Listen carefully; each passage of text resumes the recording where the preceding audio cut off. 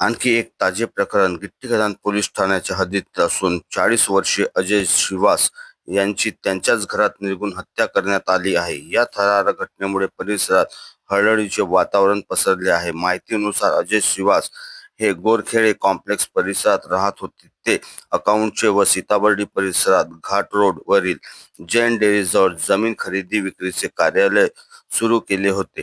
सूत्रांच्या माहितीनुसार सुमारे 15 दिवसापूर्वी अजय श्रीवास यांच्या आईचे निधन झाले होते. त्यानंतर ते घरात एकटेच राहत होते.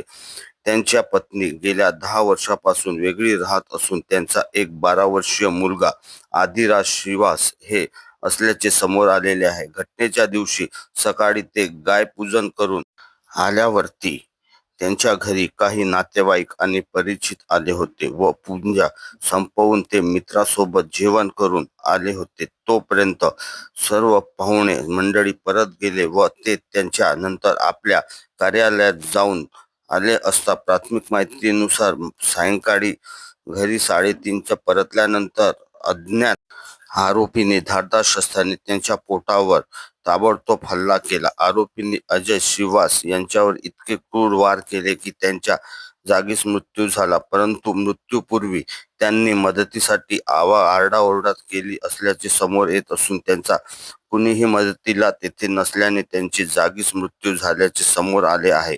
यात गिट्टी खदान पोलिसांना माहिती मिळताच पोलीस घटनास्थळी दाखल झाले. तसेच क्राईम ब्रांच व गुन्हे शाखेच्या पथकांनी तपास सुरू केला असून परिसरातील सीसीटीव्ही फुटेज तपासत असून परिसरातील आणि जवळच्या व्यक्तींची चौकशी सुरू केली. हल्ला नेमका कोणत्या कारणामुळे झाला आहे हे अद्यापही स्पष्ट नसले तरी पोलीस सर्व बाजूंनी तपास करीत आहे. पोलिसांनी आश्वासन दिले आहे की आरोपीला लवकरच पकडण्यात येईल व मुख्य कारण जनतेसमोर आणण्यात येईल.